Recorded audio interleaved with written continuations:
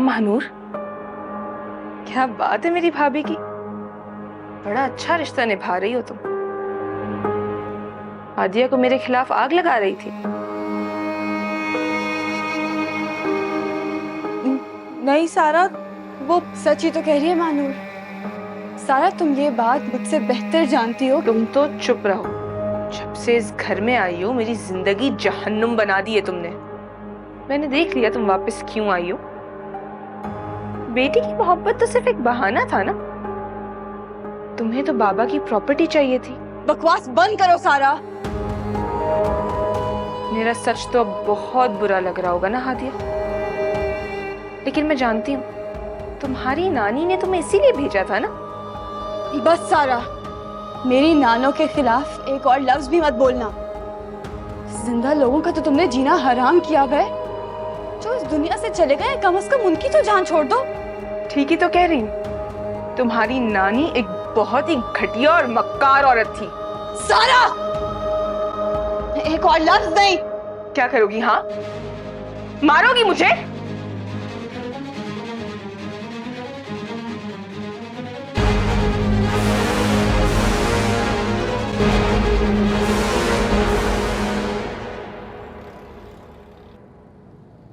बहन आप ये समोसे खाए ना, ये मैंने खास अपने हाथ से बनाए। जी जी। और भाई साहब ये बिस्किट जरूर ट्राई कीजिएगा। पता है हमारे घर के पास वाली बेकरी के बिस्किट ही सबसे ज्यादा मशहूर है। बहुत शुक्रिया। इससे पहले कि चाय ठंडी हो, शुरू। ये आओ उमर, सलाम करो। ये लोग कौन है? अरे इतनी जल्दी कैसे भूल गए? कुछ दिन पहले ही आए थे। और ये तुम्हारी होने वाली सास और ये होने वाले ससुर है। ये शादी की तारीख तय करने आए। अस्सलाम वालेकुम। वालेकुम अस्सलाम। वालेकुम अस्सलाम। जीते रहो बेटा, कैसे हो? आप लोगों से मिलकर बहुत अच्छा लगा। प्लीज दोबारा भी आइएगा, मगर रिश्ते के लिए नहीं।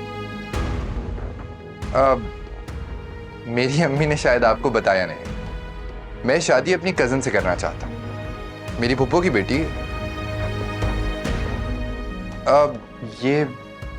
ये लोग मिले हैं ना हादिया से? शनाज, ये क्या कह रहा है तुम्हारा बेटा? नहीं नहीं, ये वैसे ही मजाक कर रहा है, कभी भी कुछ भी कह देता है। अभी थका हुआ है ना ऑफिस से। जाओ बेटा चेंज करके आओ। मैं किसी भी तरह का मजाक नहीं कर रहा हूं। मैं आप लोगों को किसी भी तरह के धोखे में नहीं रखना चाहता, इसीलिए क्लियर बात कर रहा हूं। मैं शादी करूंगा तो सिर्फ अपनी कजन हादिया से। और वैसे भी जहां तक मेरी अम्मी की बात है, आप इन्हें इग्नोर करें, क्योंकि शादी मैंने कर रही है, अम्मी ने नहीं। वैसे भी आपसे मिलकर बहुत अच्छा लगा। प्लीज खाएं और दोबारा जरूर आएगा।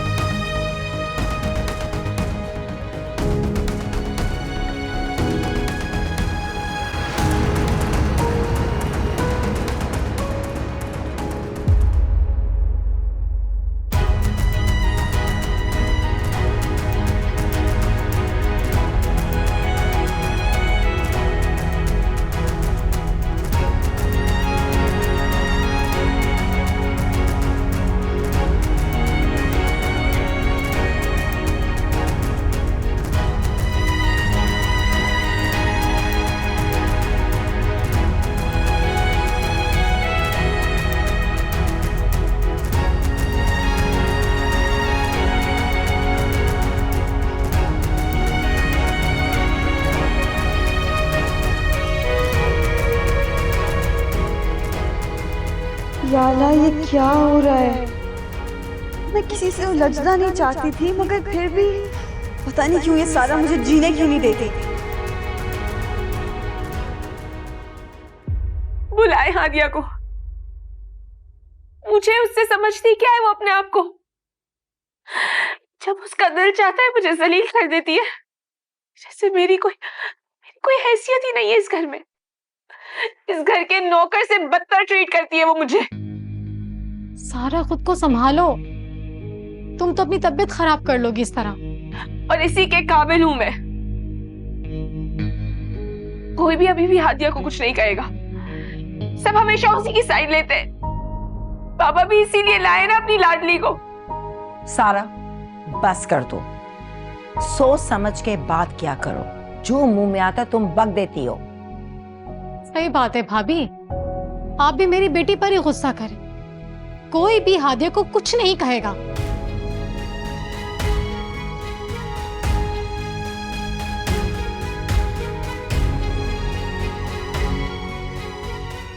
सारा क्या हुआ? तुम रो क्यों रही हो?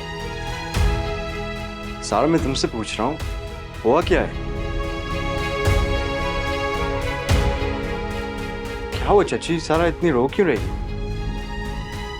हादिया ने सारा के साथ बहुत बदतमीजी की है।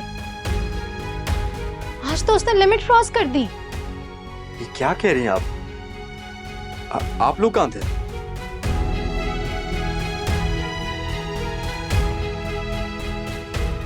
कहाँ है हादिया? मैं कमरे में होगी और कहाँ होगी?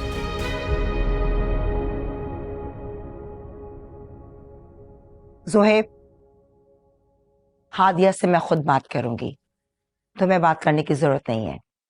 हादिया! जोहेब, जोहेब! खुदा!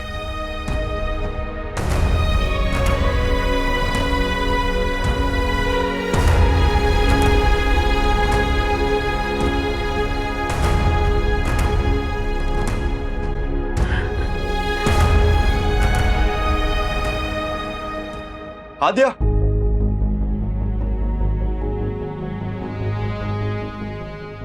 तुम्हारी हिम्मत कैसे हुई सारा से ऐसे बदतमीजी करने की? मैं तुमसे कुछ पूछ रहा हूं, क्या समझती हो अपने आप को? तुमने सारा से ऐसे बदतमीजी कैसे की? ये बात जाके तुम अपनी बीवी से पूछो। जोहेब, अपने कमरे में जाओ तुम। मामा, मुझे बात करने दे इससे। मैंने कहा ना कि अपने कमरे में जाओ तुम। क्या तमाशा लगा रखा है सब लोगों ने? अरे जैसे कि घर नहीं मैदान जंग बन गया है ये। किसी को किसी की बात ही बर्दाश्त नहीं है। अगर मामा कहा ना अपने कमरे में जाओ, समझ में नहीं आ रहा तुम्हें? जाओ।